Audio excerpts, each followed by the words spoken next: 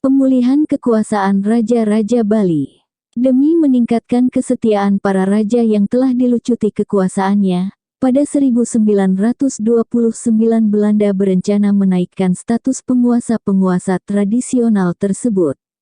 Kerajaan-kerajaan di Bali dinaikkan statusnya menjadi negara sehingga penguasanya digelari negara Besturder atau penguasa negara. Hakikat perubahan ini pada dasarnya hanya administratif saja karena para negara Besturder masih dikendalikan oleh Belanda. Tetapi bagi sebagian besar orang Bali perubahan ini ditafsirkan sebagai pemulihan penuh status para raja. Oleh sebab itu, para raja menggunakan lagi gelar-gelar lama mereka, seperti Anak Agung, Cokorda, dan Dewa Agung. Belanda tidak melarang penyandangan kembali gelar-gelar lama ini dan bahkan melegalkannya melalui amandemen terhadap undang-undang yang berlaku saat itu. Setelah diperkenankan menyandang gelar lama mereka, para raja mulai menjalankan lagi fungsi adatnya yang semula, seperti menarik pajak dari rakyatnya. Belanda memberikan makin banyak kekuasaan dengan mengizinkan masing-masing kerajaan mengatur keuangannya sendiri. Sebelumnya, pendapatan daerah masuk ke kas karesiden. Namun semenjak 1932 negara-negara itu mempunyai apa yang dinamakan kas negara. Terdapat beberapa tujuan Belanda dalam memulihkan kekuasaan secara bertahap ini. Seperti yang telah diungkapkan di atas, salah satu tujuannya adalah menarik kesetiaan para raja terhadap pemerintah Hindia Belanda. Tujuan lainnya adalah meringankan beban administrasi dan menjaga tradisi Bali dari gempuran pengaruh-pengaruh luar. Para raja itu dianggap sebagai penjaga nilai-nilai tradisional yang ingin dipertahankan oleh Belanda. Pada masa itu, Belanda memandang Bali sebagai suatu os budaya yang unik dan patut dilestarikan serta dijaga dari segenap perubahan. Pemulihan kedudukan para raja secara penuh sebagai kepala suap raja baru berlangsung pada 1938. Tentu saja hal itu juga mengundang berbagai kendala. Sebagai contoh, para penguasa beserta keluarga kerajaan Badung dan Tabanan pernah mengalami pengasingan serta kematian tragis sehingga tidaklah mudah memilih salah seorang keturunan raja terdahulu sebagai rajanya yang baru. Belum tentu mereka diterima oleh rakyat beserta hambanya. Sementara itu, di Buleleng dan Jembrana yang semenjak berpuluh-puluh tahun diperintah langsung oleh Belanda, kedudukan para penguasanya telah merosot drastis. Hanya di Bangli, Gianyar, dan Karangasem permasalahan ini tidak begitu berarti karena singkatnya masa pendudukan Belanda bagi masing-masing kerajaan tersebut. Selain itu, tanah dan kekayaan mereka tidak disita oleh Belanda. Oleh karenanya, dengan dukungan Belanda, status penguasa ketiga kerajaan di atas akan makin kuat. Permasalahan lain timbul karena persaingan antar puri.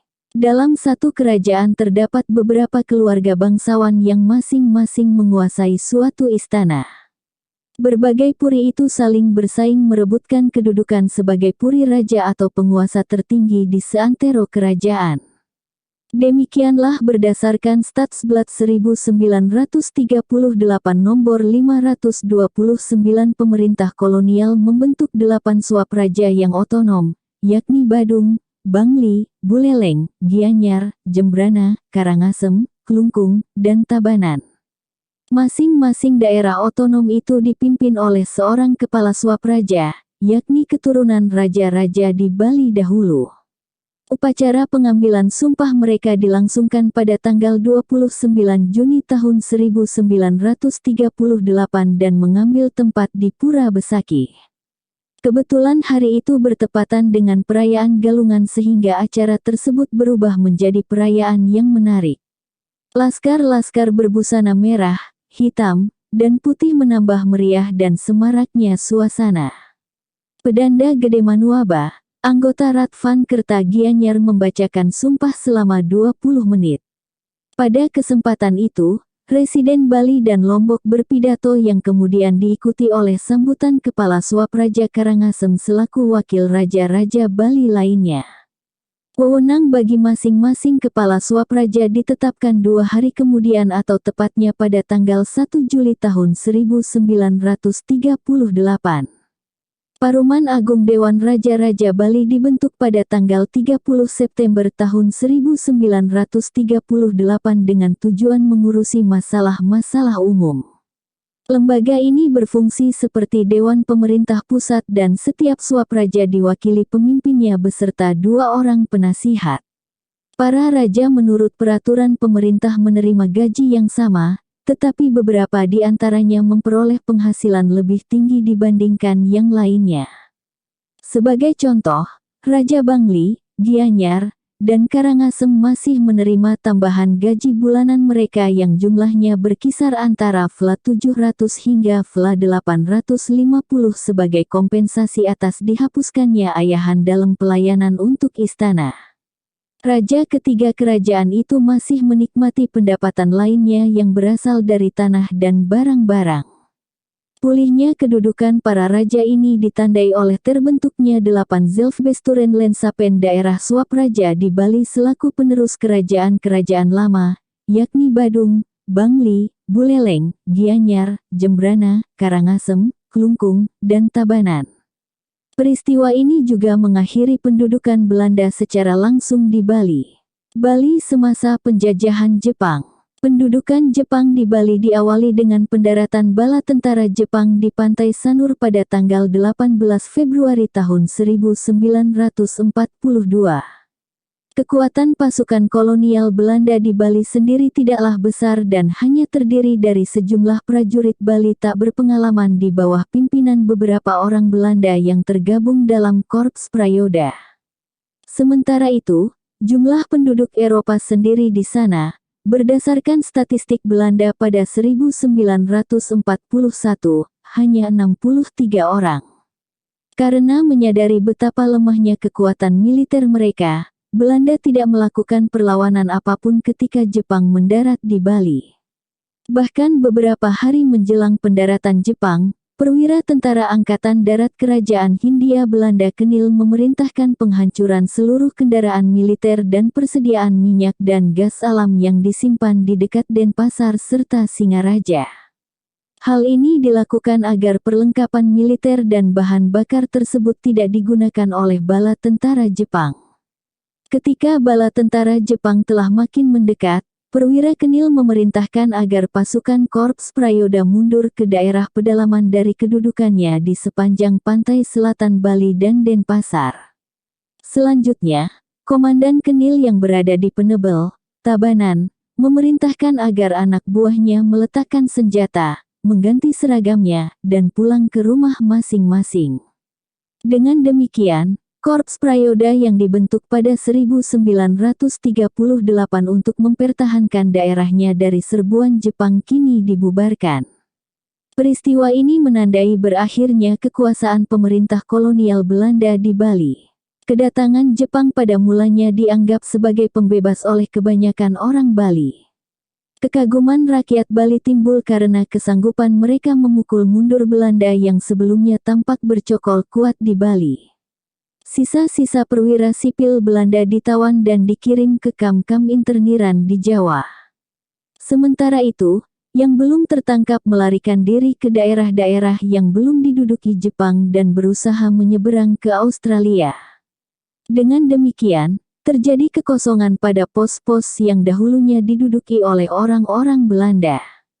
Oleh karenanya, Jepang lalu menempatkan kaum terpelajar Indonesia guna mengisi kekosongan tersebut. Bali memiliki nasib yang lebih beruntung karena pada Mei tahun 1942 pasukan Angkatan Darat Jepang yang terkenal kebrutalannya digantikan oleh pasukan Angkatan Laut Jepang yang relatif lebih beradab perilakunya. Menjelang Juni tahun 1942, Jepang mulai menyusun kembali tatanan pemerintahan di Bali dengan struktur yang tidak berbeda dengan Belanda. Seperti pada zaman Hindia Belanda, Bali dan Lombok dijadikan satu Minseibu Karesiden yang dalam bahasa Jepang disebut Sho Sunda Minsebu, Karesidenan Sunda Kecil. Ibu kotanya berada di Singaraja dan dipimpin oleh seorang residen Jepang yang disebut Chokan. Seorang pejabat yang berasal dari kantor gubernur ditugaskan sebagai kepala administratif Bali yang fungsinya kurang lebih sama dengan asisten residen pada zaman Belanda. Residen masih dibantu oleh 11 orang Indonesia, yang fungsinya tak pernah jelas. Sehubungan dengan pemerintahan kerajaan, Jepang mengakui kekuasaan para raja yang kini disebut Suko sebagai ganti sebutan Zelfbesturder, kepala suap raja pada zaman Belanda. Di tiap kerajaan ditempatkan lagi seorang penasihat Jepang, Bunken Karikan yang fungsinya sama dengan kontrolir semasa pemerintahan kolonial Belanda. Paruman Agung sebagai suatu majelis atau lembaga juga masih ada dan fungsinya adalah perantara formal antara para raja dan pemerintahan pendudukan Jepang. Sementara itu, birokrasi pemerintahan dari raja ke bawah boleh dikatakan tidak berubah. Demi menutupi kebutuhan perangnya yang makin meningkat, Jepang melakukan eksploitasi terhadap rakyat Bali, baik berupa tenaga maupun bahan pangan. Dalam hal ini, Jepang menerapkan pula politik pemerahan tidak langsung. Mereka memanfaatkan para raja Bali melakukan eksploitasi terhadap rakyatnya. Segenap keputusan mengenai bahan pangan maupun pengerahan tenaga kerja dibuat oleh Jepang dan disampaikan kepada raja. Selanjutnya, giliran raja meneruskannya kepada para bawahannya, mulai dari penggawa, sedahan, perbekel, dan seterusnya hingga rakyat. Apabila gagal memenuhi target yang diminta Jepang, para raja dan pejabat itu dapat dengan mudah dijatuhi hukuman, diasingkan, atau bahkan dibunuh. Sebagai contoh adalah Raja Gianyar yang diasingkan ke Lombok dan digantikan oleh putranya bernama Anak Agung Gede Agung. Oleh karenanya, tidak mengherankan apabila para birokrat tersebut kemudian menjadi kepanjangan tangan yang baik bagi Jepang dalam menekan rakyat. Beras dengan jumlah yang telah ditentukan Jepang kemudian dibeli oleh suatu lembaga bernama Mitsui Bussan Kaisha dengan harga yang sangat rendah. Hal ini memberatkan dan merugikan para produsen beras, yang bertambah parah seiring dengan membumbungnya ongkos tenaga kerja dan peralatan. Penggawa distrik Kubu Tambahan menyatakan pada Juni tahun 1945 bahwa harga beras itu setidaknya perlu dinaikkan hingga 50% guna mengimbangi biaya produksinya. Rakyat Bali yang sudah kekurangan dan terancam biaya kelaparan tetap dipaksa menyerahkan berasnya. Sebenarnya secara teoretis, beras yang terkumpul akan dibagi-bagikan oleh pemerintah pendudukan Jepang.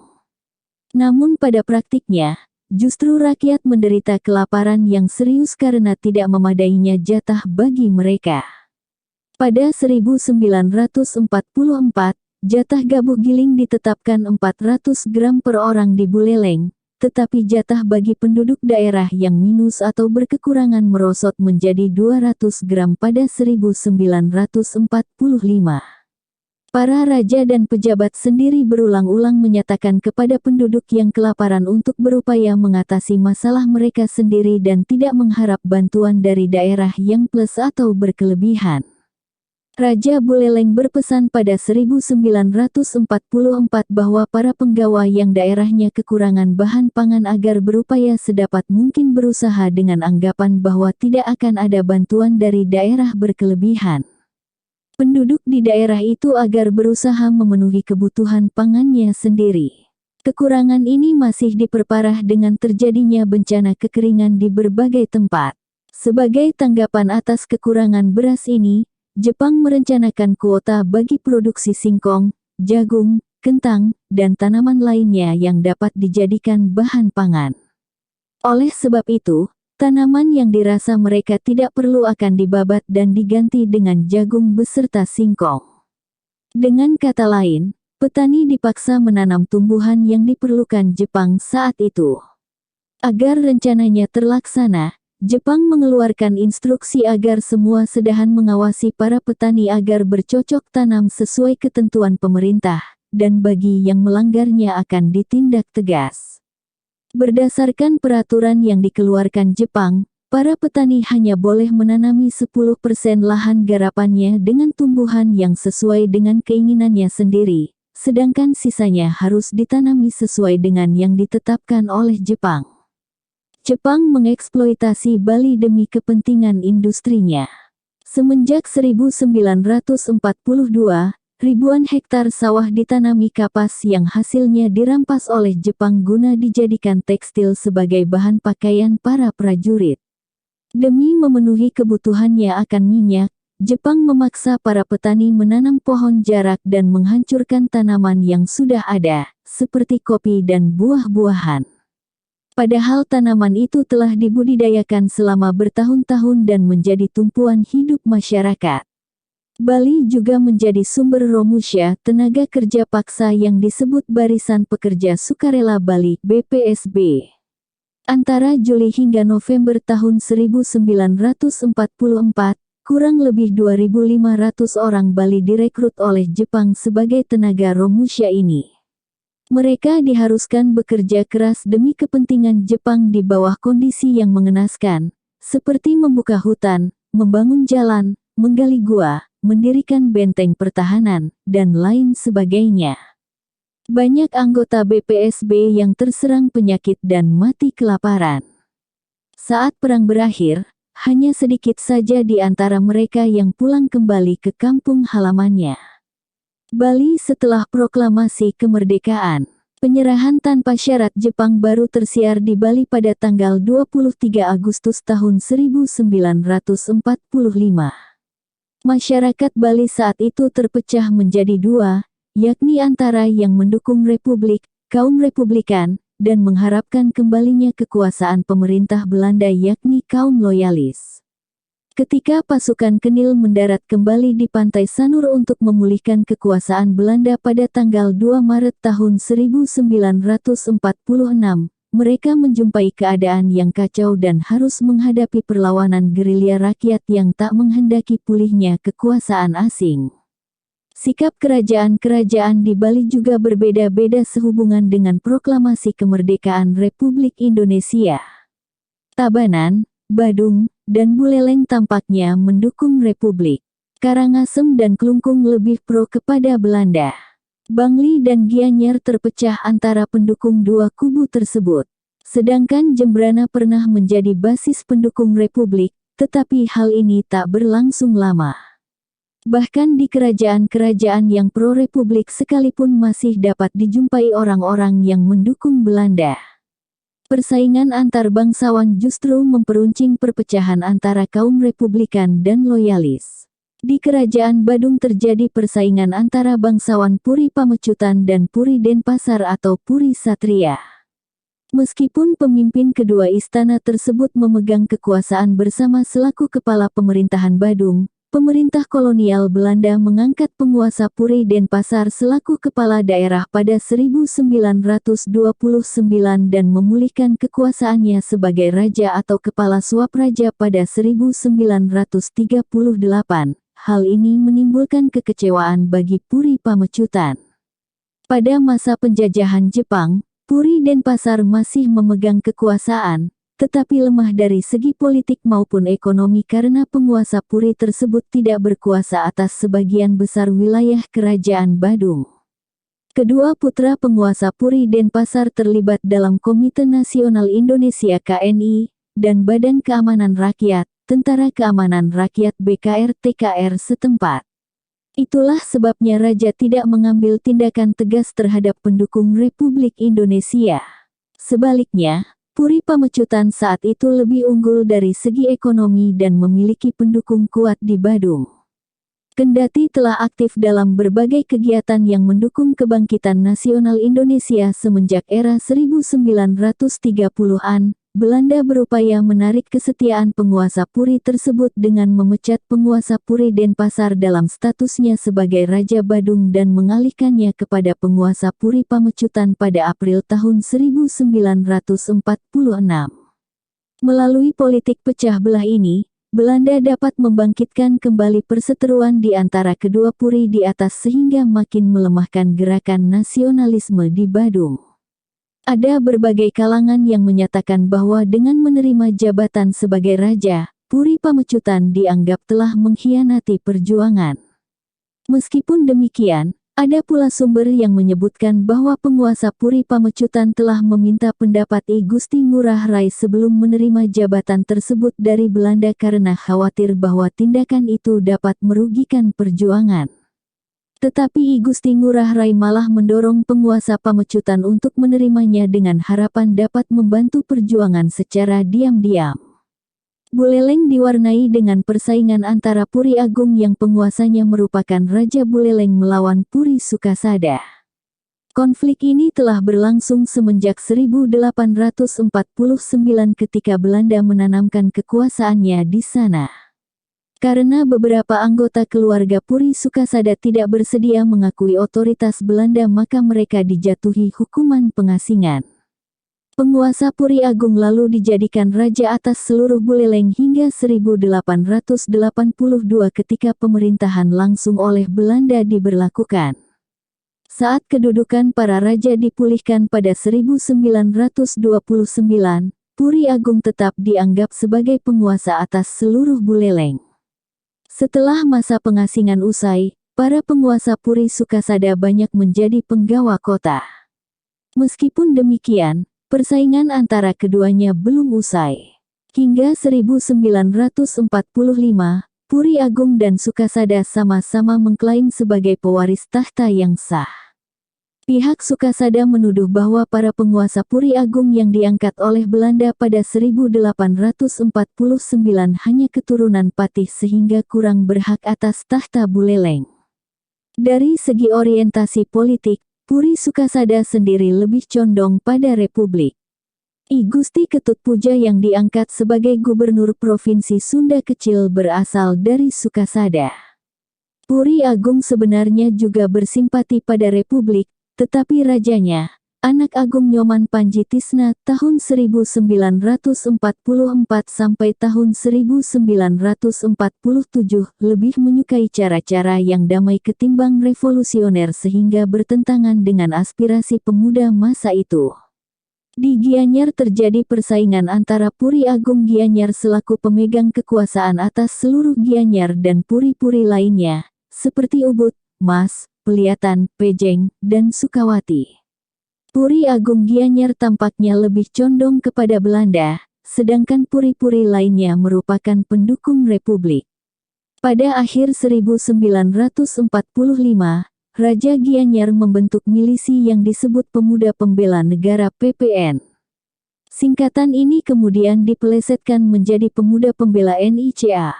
Banyak anggota puri-puri pesaing Puri Agung Gianyar yang bergabung dengan BKR sehingga kerap terjadi bentrokan antara mereka dengan PPN. Pada September tahun 1945, Raja Gianyar Ide Anak Agung Gede Agung tahun 1943 sampai tahun 1946 dua kali diculik oleh para pemuda yang kelihatannya didalangi oleh Puri Ubud dan Peliatan. Setelah mengalami penculikan-penculikan ini, Anak Agung Gede Agung membentuk milisi PPN yang anti-republik tersebut. Meskipun demikian, kaum Republikan dan puri-puri saingannya tidak dapat meruntuhkan kekuasaan Puri Agung Gianyar. Persaingan ini masih terjadi hingga jauh setelah zaman kemerdekaan. Pada era 1950-an, Puri Agung Gianyar menjadi basis Partai Sosialis Indonesia (PSI) yang tangguh, sedangkan banyak pengikut puri saingannya yang mendukung partai-partai lawannya. Puri Jero Pasekan dan Puri Agung Negara merupakan dua puri yang berebut kedudukan sebagai Raja Jembrana. Belanda memilih mengakui penguasa Puri Agung Negara sebagai raja. Meskipun demikian, raja dan putranya, Anak Agung Bagus Suteja yang kelak menjabat sebagai Gubernur Bali condong kepada kaum Republikan. Banyak aktivis gerakan nasionalis yang merupakan anggota atau pegawai Puri Agung Negara. Tetapi perlawanan ini tidak berlangsung lama karena Belanda menangkap putra Raja Jembrana. Puri Jero Pasekan yang merupakan saingan Puri Agung Negara bersikap anti terhadap Republik. Dengan dukungan Belanda, penguasanya Westra Utama membentuk sebuah milisi bernama Badan Pemberantas Pengacau (BPP) yang kerap dipelesetkan sebagai badan penjilat pantat Belanda. Milisi itu ditujukan untuk menghadapi kaum Republikan. Dewa Agung Okagek selaku Raja Klungkung sangat anti terhadap Republik. Ia merupakan satu-satunya raja di Bali yang dengan tegas menolak mengibarkan bendera merah putih baik di istana maupun kantor-kantor pemerintah. Demi membenarkan sikapnya, Raja Klungkung berdalih bahwa menurut naskah-naskah kuno yang dimilikinya, tanggal itu bukanlah hari yang baik. Dari segi internal, Dewa Agung mempunyai sedikit sekali pesaing dalam kerajaannya. Pesaing raja hanyalah penggawa kota dan sedahan agung. Namun penggawa kota sendiri tidak tergolong dalam Triwangsa Brahmana, Kesatria, dan Waisya, sedangkan sedahan agung berasal dari Bangli sehingga dianggap sebagai orang luar. Kedua orang ini tidak mempunyai basis kekuatan dan finansial kuat dalam menandingi raja. Kendati demikian, mereka mencoba melakukannya dengan bergabung dengan kaum Republikan.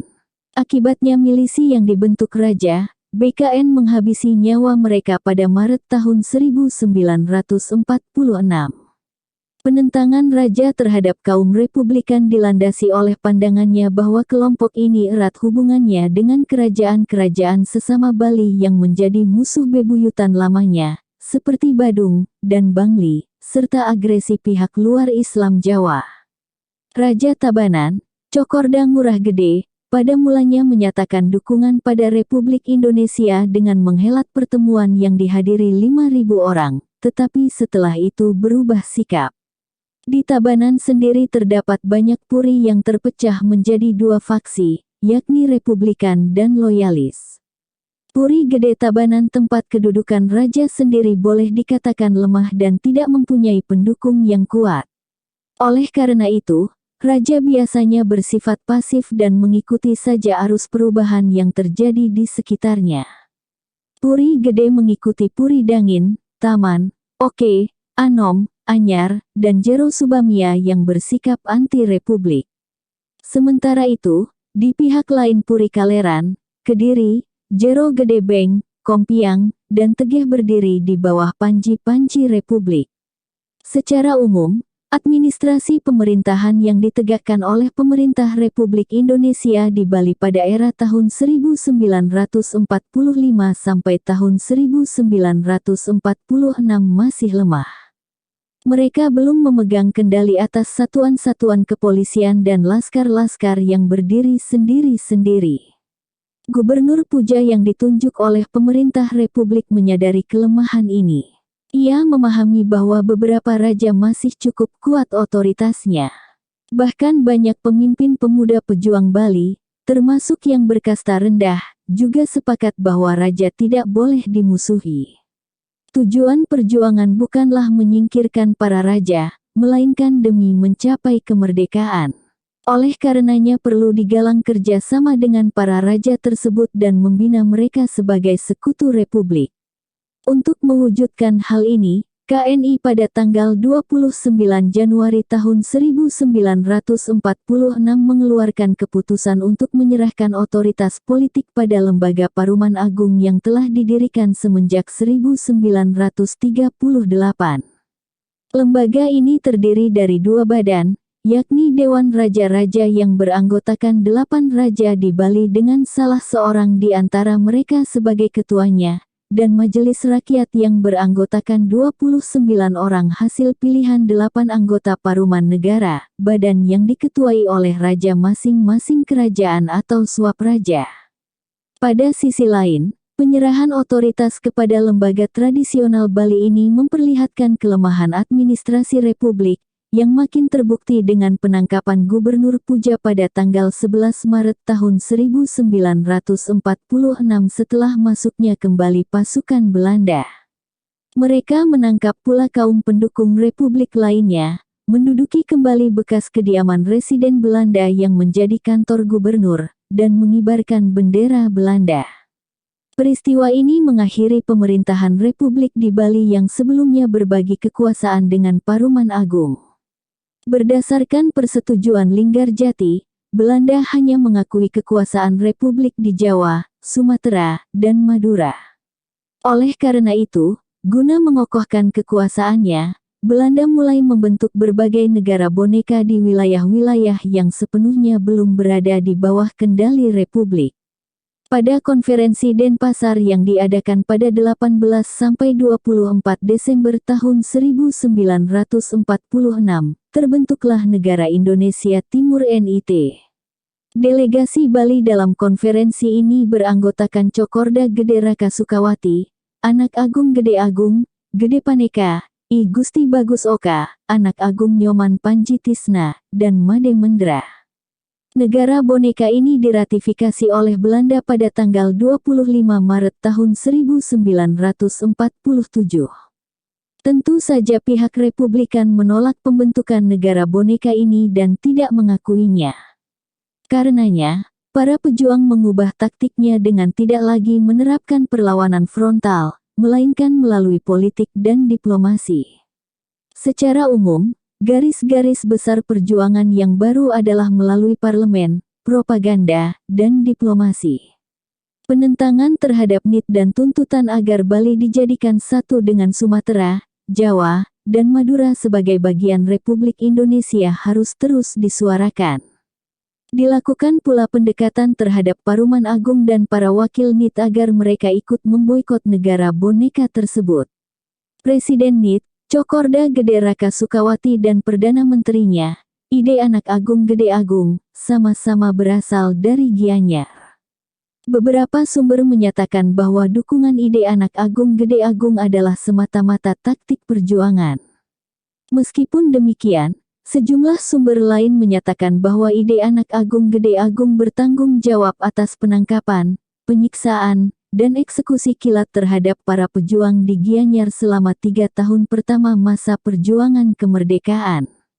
Bahkan ada sumber yang menyatakan bahwa perintah penangkapan dan pembunuhan itu dikeluarkan sendiri oleh Ide Anak Agung Gede Agung dan dijalankan oleh milisi bentukannya, PPN, yang beroperasi di bawah panji-panji bendera Belanda. Dengan demikian, Belanda tidak perlu mengotori tangannya dengan darah para pejuang karena pekerjaan itu telah dilaksanakan oleh Ide Anak Agung Gede Agung dengan baik. Salah satu korbannya adalah penggawa Puri Peliatan yang pro-republik. Peristiwa pembunuhan ini makin memperlebar jurang antara Puri Peliatan dan Puri Agung Gianyar. Demi meredakan ketegangan ini, pada 1948 dilangsungkan pernikahan antara Anak Agung Gede Oka, adik Ide Anak Agung Gede Agung dengan Cokorda istri Sri Mas, putri pemimpin penggawa Puri Peliatan, yang tewas dibunuh tersebut. Pada kenyataannya, demokrasi tidak berjalan dengan baik di Bali selama keberadaan negara Indonesia Timur. Menurut konstitusi, Paruman Agung di Bali berbagi kekuasaan legislatif dengan Dewan Raja-Raja. Namun secara praktik, Paruman Agung justru berada di bawah kekuasaan Dewan Raja-Raja. Anggotanya tampak enggan mengkritik atau menentang raja-raja yang menjadi anggota Dewan. Paruman Agung jarang mengajukan undang-undang dan hanya melakukan perubahan atau amandemen kecil saja terhadap undang-undang yang diajukan oleh Dewan Raja-Raja. Ketika berlangsung pemilihan umum guna memilih anggota Paruman Agung pada 1947, para kandidat pro-republik menang telak, namun para raja memutuskan untuk membatalkan hasilnya. Alasan para raja adalah para pejuang yang mereka sebut ekstremis telah menekan rakyat sehingga memilih anggota-anggota yang tak dapat diterima. Sikap anti-demokrasi ini juga berlaku pada penempatan wakil-wakil Bali yang duduk dalam parlemen NIT. 8 anggotanya tidak dipilih rakyat secara demokratis, melainkan ditunjuk oleh Dewan Raja-Raja bersama Paruman Agung pada Desember tahun 1947. Dilarangnya partai-partai politik juga menjadi penyebab mengapa instrumen demokrasi tidak dapat berfungsi dengan baik. Menjelang akhir 1948, Ide Anak Agung Gede Agung mengubah haluan politiknya dengan lebih banyak memihak kepada Republik. Tetapi hal ini hanya sedikit sekali mengubah reputasinya di hadapan para pemimpin Republikan di Bali. Mereka menganggap bahwa tindakannya itu merupakan wujud sikap oportunis. Menurut salah satu sumber, Hal ini disebabkan ia tidak lagi mendapatkan dukungan penuh dari dua tokoh kunci pemerintahan kolonial Belanda di Indonesia, yakni Van Mook dan Residen Boon. Oleh karena itu, ia lalu menyeberang ke pihak Republik. Ide anak Agung Gede Agung sendiri terkadang bertabrakan dengan petinggi-petinggi Belanda. Ia pernah menyatakan kepada Residen Boon bahwa berdasarkan konstitusi NIT, residen orang Belanda itu secara administratif berada di bawah kekuasaan menteri seperti dirinya. Pada Maret tahun 1949, Karesidenan Bali Lombok dihapuskan dan Bali menjadi salah satu dari 13 distrik di NIT. Serah terima kekuasaan secara resmi dari Residen Boon kepada Ketua Dewan Raja-Raja, anak Agung Gede Oka, Raja Gianyar berlangsung pada tanggal 3 Maret tahun 1949. Peristiwa ini dapat dianggap sebagai tahapan berakhirnya kekuasaan Belanda di Bali. Sebelumnya, pada awal 1948, para kontrolir Belanda yang biasa mendampingi para raja semenjak zaman kolonial mulai dicabut dari kedudukannya dan digantikan oleh para penasihat politik asal Bali sendiri. Hak-hak istimewa residen beserta asistennya mulai dialihkan kepada Dewan Raja-Raja. Pegawai sipil Belanda ditarik pula secara bertahap hingga pada akhir 1949 hanya tersisa 3 saja di antaranya. Kancah perpolitikan Bali pada 1950-an didominasi oleh Dewan Raja-Raja dan Paruman Agung yang telah tercoreng namanya karena kerja sama mereka dengan Belanda. Karena menyadari makin melemahnya kekuasaan Belanda, Paruman Agung membentuk Badan Pelaksana Sementara pada tanggal 22 Mei tahun 1950 dengan tanggung jawab dan otoritas mengatur seluruh tugas pemerintahan Federasi Kerajaan-Kerajaan di Bali. Sebagai anggotanya diangkat kaum nasionalis serta kaum terpelajar yang moderat, dengan anak Agung Gede Oka, Raja Gianyar, sebagai ketuanya. Pada tanggal 17 Agustus tahun 1950, NIT dibubarkan dan Bali kembali ke pangkuan Negara Kesatuan Republik Indonesia. Seiring dengan itu, peran raja-raja dalam kancah perpolitikan mulai pudar. Pada akhir September tahun 1950, Paruman Agung dan Dewan Raja-Raja dibubarkan dan sebagai gantinya dibentuk Dewan Perwakilan Rakyat Daerah Bali (DPRD) serta Dewan Pemerintahan Daerah Bali (DPD Bali). Meskipun perubahan ini merupakan pukulan telak terhadap kedudukan para raja dan bangsawan, dampaknya tidaklah fatal mengingat masih besarnya otoritas raja walaupun ia tidak berperan secara langsung dalam politik. Sistem pemerintahan. Tatanan pemerintahan di Bali dapat dianggap sebagai kelanjutan Kerajaan Majapahit. Raja-raja di Bali menganggap Raja Klungkung sebagai yang tertinggi di antara mereka, walaupun secara politis berbagai kerajaan lain di Bali memiliki otonominya sendiri-sendiri. Raja Klungkung juga dipandang sebagai pemimpin spiritual bagi raja-raja lainnya. Itulah sebabnya dalam berbagai perjanjian dengan Klungkung dipergunakan istilah Keizer over the Inlanden Bali and Lombok atau Susuhunan Bali dan Lombok. Sementara itu, bagi masing-masing kerajaan di Bali, raja secara teoretis memegang posisi sentral. Ia dipandang sebagai pemilik seluruh tanah di kerajaan. Kendati demikian, kedudukan ini terkadang mengundang pesaing dari cabang anggota kerajaan lainnya. Cabang-cabang anggota kerajaan ini menempati istana atau purinya sendiri dan bila kedudukan mereka cukup kuat, raja terpaksa berbagi kekuasaan dengan mereka. Sebagai contoh, di Badung selain terdapat penguasa Puri Denpasar, terdapat pula penguasa Puri Pamecutan dan Kesiman. Ketiga penguasa Puri tersebut saling berbagi kekuasaan di Badung. Di Mengwi, kerap terjadi persaingan dengan penguasa Puri Sibang. Pejabat kerajaan yang turut menentukan jalannya roda pemerintahan adalah seorang patih atau mantri.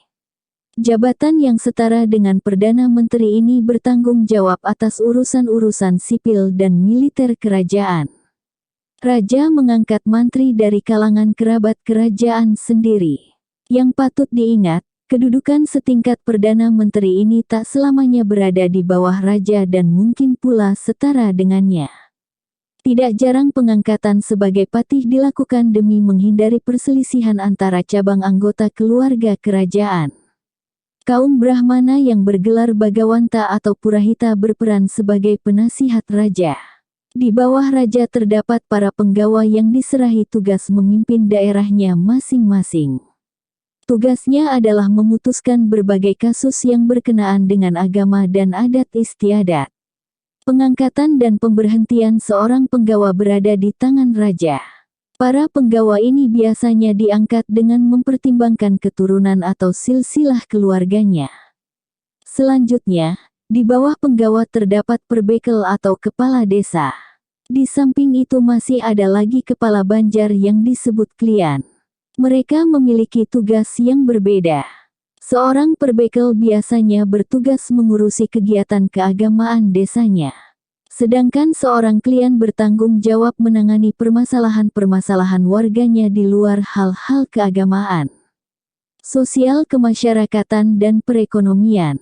Sistem kemasyarakatan di Bali tersusun berdasarkan lapisan-lapisan yang disebut wangsa atau kasta. Pembagian semacam ini ditentukan oleh keturunan. Ada keluarga yang sejarah keturunan atau silsilahnya dapat dilacak hingga zaman penaklukan oleh Majapahit berdasarkan babat, pamancangah, atau prasasti. Masyarakat Bali mengenal 4 kasta sebagaimana yang tercantum dalam kitab-kitab kuno, yakni Brahmana, Satria atau Kesatria, Waisya atau Waisya, dan Sudra. Ketiga kasta yang pertama disebut Triwangsa. Sementara itu, kasta keempat, Sudra juga disebut sebagai Jaba. Anggota Triwangsa ini jumlahnya tidak banyak dan hanya sebesar kurang dari 15% saja dari keseluruhan masyarakat Bali. Anggota masing-masing kasta ini tinggal pada tempat-tempat yang terpisah. Gelar atau nama bagi mereka juga berbeda-beda. Kaum Brahmana biasanya menggunakan gelar Ida Bagus bagi pria dan Ida Ayu bagi wanita. Gelar Cokorda dipergunakan oleh kaum Satria dan Gusti oleh kasta Waisya.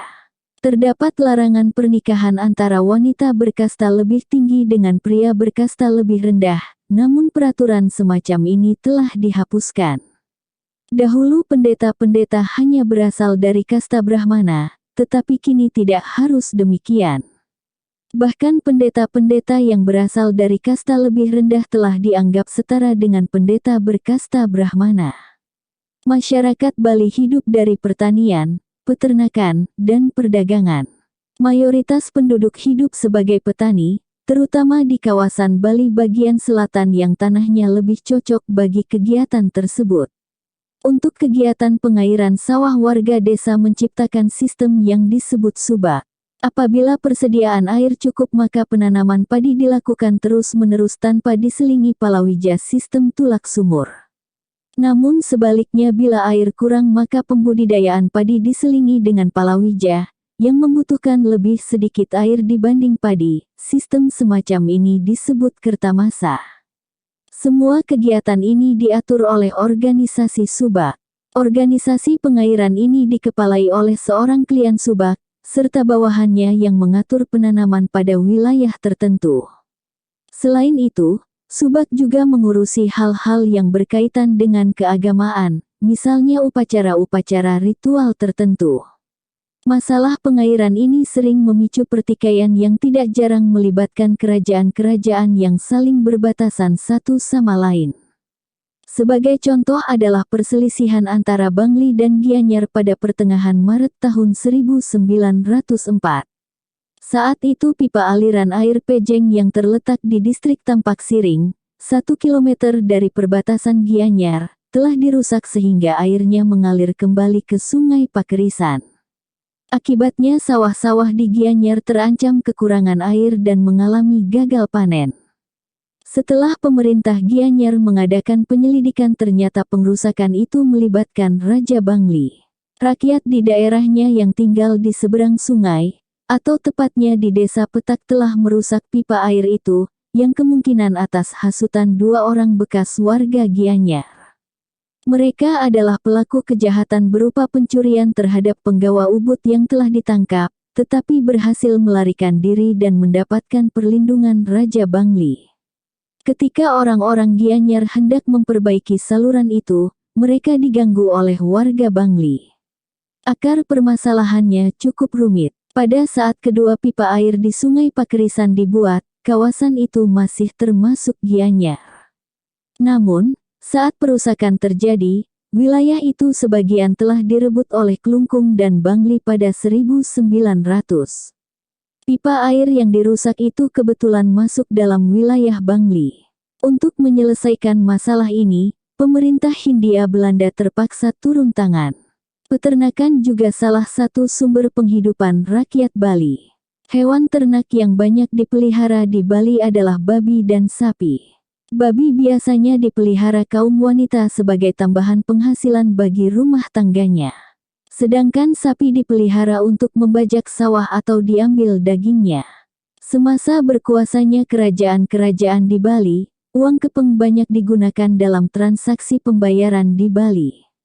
Uang semacam ini disebut pis bolong atau jinah bolong dalam bahasa setempat. Apa yang dimaksud uang kepeng adalah uang logam Cina yang berlubang berbentuk bujur sangkar di tengahnya berbahan tembaga. Uang semacam ini telah beredar di Kepulauan Nusantara semenjak zaman Majapahit, yakni kurang lebih pada 1300. Di Bali, yang menjadi bagian Majapahit, tentunya juga berlaku alat tukar yang sama. Belakangan selain memiliki nilai ekonomis, uang kepeng mendapatkan pula fungsi magis religiusnya, yakni dianggap memiliki kekuatan gaib dan dipergunakan pula dalam upacara-upacara keagamaan. Hubungan perdagangan antara Bali dan Cina telah berlangsung semenjak lama. Pada kurang lebih abad 19 telah ada perkampungan Cina yang sebagian besar penduduknya berprofesi sebagai pedagang. Sebagai contoh, di Kerajaan Buleleng terdapat perkampungan Cina yang dipimpin oleh seorang kapitan. Selain itu, di Sangsit terdapat perkampungan yang dipimpin oleh seorang mayor. Di Kerajaan Gianyar, perkampungan Cina terdapat di Gumicik, Sukawati, dan Belah Batu. Peranan orang-orang Cina pada masa itu adalah sebagai pedagang, pemberi pinjaman, dan pembeli atau penyewa tanah yang dimiliki oleh rakyat. Kaum bangsawan memberikan pula izin mengimpor candu kepada mereka. Sebagai imbalannya para pedagang Cina membayar pajak kepada para bangsawan tersebut. Istana di Bali. Istana para Raja Bali juga disebut Puri. Hingga saat ini puri-puri yang masih lengkap adalah Puri Gianyar, Puri Gede Karangasem, Puri Amlapura, dan Puri Ubud. Sementara itu, istana kerajaan Mengwi dan Klungkung sudah tidak utuh lagi. Selain itu, di Badung, yakni di Denpasar masih ada puri-puri lain seperti Puri Pamecutan. Seperti yang telah dihuraikan di atas, Kerajaan Badung diperintah oleh 3 penguasa secara bersamaan yang salah satunya adalah penguasa Puri Pamecutan tersebut. Dewasa ini puri-puri di Bali telah menjadi objek wisata yang berharga sehingga menarik perhatian turis baik dari dalam maupun luar negeri. Pola umum puri di Bali sedikit banyak mencerminkan atau mengikuti tata letak pemukiman atau desa yang dianut rakyat pulau tersebut. Ciri khas utama adalah adanya 2 jalan utama yang saling menyilang utara selatan dan timur barat. Karena persilangan itu membentuk suatu perempatan maka disebut juga Pempatan Agung. Selanjutnya, setelah ditentukan mata angin utama tersebut poros utara selatan dan barat timur barulah 9 sektor atau arah lainnya dapat ditentukan berdasarkan prinsip Nawasanga. Menurut prinsip itu, ke-9 arah mata angin ditempati oleh dewa-dewa tertentu dan hanya cocok digunakan untuk mendirikan bangunan guna keperluan tertentu pula. Poros tengah juga dianggap sebagai arah dan disebut puseh dalam bahasa Bali. Selanjutnya, dibuatlah suatu pola yang terdiri dari 9 petak, seperti gambar di bawah ini. Masing-masing petak dikuasai oleh dewa-dewa tertentu. Diagram di bawah menunjukkan berbagai petak dengan dewa penguasanya masing-masing, seperti arah utara yang berada di bawah Dewa Kuwera, arah timur laut di bawah Dewa Isana, arah timur di bawah Dewa Indra, dan lain sebagainya. Sebagai tambahan, pola ini juga disebut Sanga Mandala. Selanjutnya berdasarkan pola Sanga Mandala di atas dilakukan pengaturan berbagai bangunan dan tempat dalam puri kerajaan. Saren Kangin yang merupakan tempat tinggal sehari-hari raja biasanya ditempatkan di sektor timur, yakni arah yang dikuasai Dewa Indra. Paseban sebagai tempat para pejabat kerajaan menantikan kehadiran raja, biasanya diletakkan di sektor tengah. Pamerajan Agung atau tempat suci untuk memuliakan leluhur keluarga raja biasanya diletakkan di sektor timur laut. Lumbung atau tempat menyimpan padi dan beras diletakkan di daerah barat laut kompleks istana. Saren Kaja atau tempat tinggal istri-istri raja umumnya ditempatkan di sektor utara. Pewaregan atau dapur umumnya ditempatkan di sektor tenggara istana. Ini bersesuaian dengan arah itu yang dikuasai oleh Agni atau Dewa Api. Rangki yang berfungsi sebagai tempat memeriksa tamu, menggelar persidangan, serta pemeriksaan diletakkan di sebelah barat. Sumanggen atau tempat melaksanakan upacara kematian bagi keluarga raja biasanya ditempatkan di sektor selatan. Ini bersesuaian dengan arah tersebut yang dikuasai oleh Yama atau Dewa Kematian. Ancak saji atau Bancingah yang merupakan halaman paling depan dan tempat mempersiapkan diri bagi para pengunjung yang hendak memasuki istana biasanya ditempatkan di sudut barat daya. Demikianlah dasar-dasar pembagian letak dalam kompleks istana di Bali. Tentu saja, pada perkembangannya dilakukan berbagai penyesuaian sehingga terjadi perbedaan antar berbagai puri dan polanya tidak tepat lagi mengikuti Sanga Mandala. Raja di Bali dianggap sebagai manifestasi dewa yang berada di tengah-tengah manusia. Dengan demikian, puri dapat dianggap sebagai bangunan yang menghubungkan antara raja dan rakyat.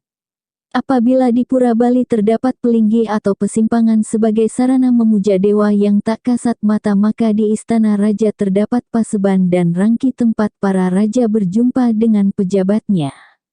Selain itu, masih ada lagi tempat di istana Raja Bali yang disebut Balai Lembu Agung atau Balai Angin-Angin, yakni tempat raja duduk-duduk. Saat raja berada di sana, rakyat dapat menyaksikan raja secara nyata. Suatu istana dapat pula dianggap kehilangan tuah atau wibawanya jika penguasanya telah dikalahkan oleh kerajaan lain. Sebagai contoh adalah Puri Agung Gel-Gel yang ditinggalkan karena pernah diduduki oleh Krian Agung Maruti tahun 1684 sampai tahun 1704 selaku pemberontak.